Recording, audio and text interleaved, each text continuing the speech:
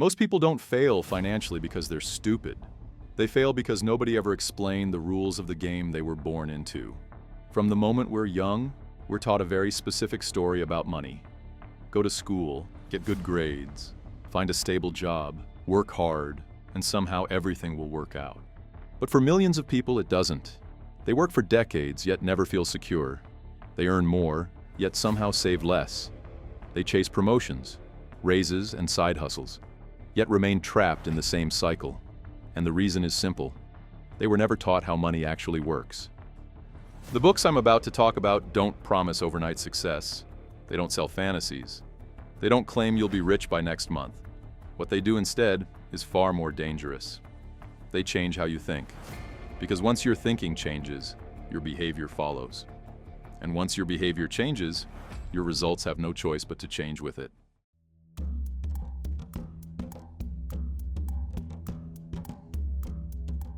The first book isn't motivational. It's structural. Rich Dad's Guide to Investing forces you to confront a truth most people never want to face. The rich don't get rich by working harder. They get rich by owning things. Robert Kiyosaki breaks the world into two types of people: those who work for money and those who build systems where money flows to them. Most people live their entire lives on the left side of that divide. They trade time for income. They rely on paychecks. They hope stability will protect them. But stability, as history has shown us again and again, is an illusion. This book introduces a concept that sounds simple, yet changes everything once you truly understand it. Assets versus liabilities. An asset puts money in your pocket. A liability takes money out. Yet society teaches the opposite. People are told their house is an asset, even when it drains their income.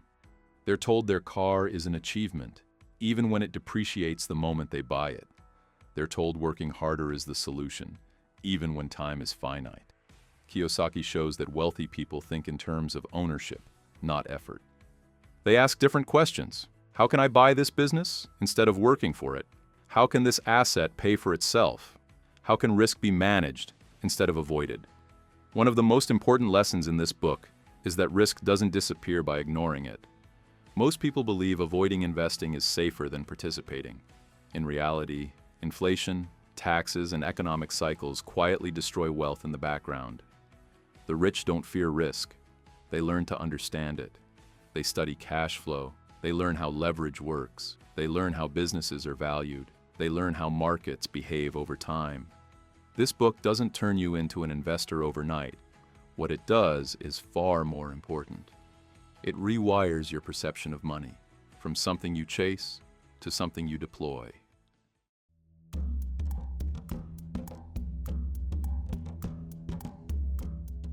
The second book moves away from numbers and spreadsheets. Instead, it goes directly to the source: the mind. Think and Grow Rich is often misunderstood. Some people dismiss it as positive thinking. Others assume it's outdated. Both miss the point. Napoleon Hill didn't write theory. He spent decades studying the most powerful and wealthy individuals of his time: industrialists, inventors, financiers. And what he discovered was unsettling. Their success didn't begin with money. It began with belief, not blind optimism, but absolute conviction. Hill identified a principle he called definiteness of purpose. Every successful individual knew exactly what they wanted, not vaguely, not someday, precisely. Most people drift through life hoping things improve. The wealthy decide, and then align everything around that decision. This book explains why desire matters so much. Not desire as wishful thinking, but desire strong enough to survive failure, doubt, criticism, and delay. Because the truth is, wealth creation is uncomfortable. You will be misunderstood. You will look foolish early on. You will question yourself constantly. Without belief, most people quit long before results appear. Hill also introduces the idea of the subconscious mind. Repeated thoughts shape identity. Identity shapes action. Action shapes outcome. People who constantly think about limitation unconsciously act in ways that confirm it. People who think in terms of possibility unconsciously move toward it. This isn't magic. It's psychology. Your mind filters reality based on what it believes is possible. This book teaches you how to deliberately program that filter, not to escape reality, but to reshape it.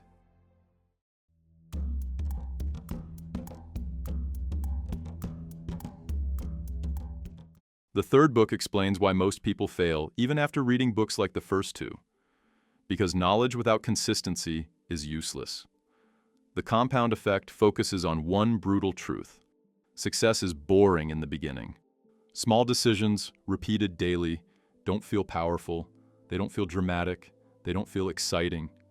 And that's why most people abandon them. Darren Hardy explains how compounding works not just financially, but behaviorally. A small habit, done consistently, becomes identity. Identity becomes lifestyle. Lifestyle determines results.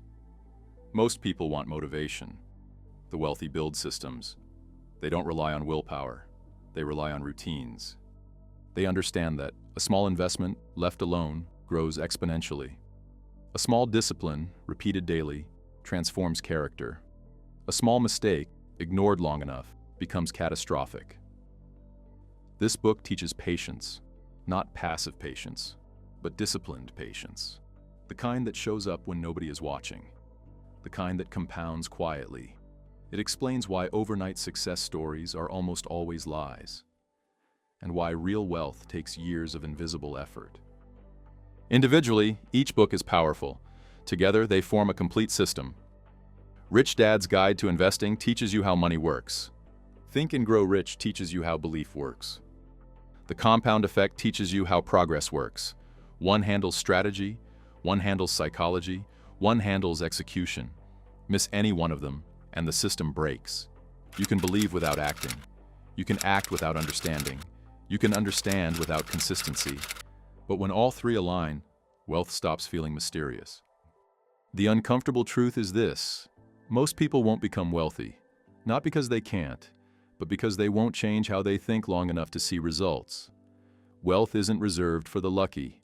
It's reserved for the patient, the disciplined, and the educated. These books don't promise shortcuts.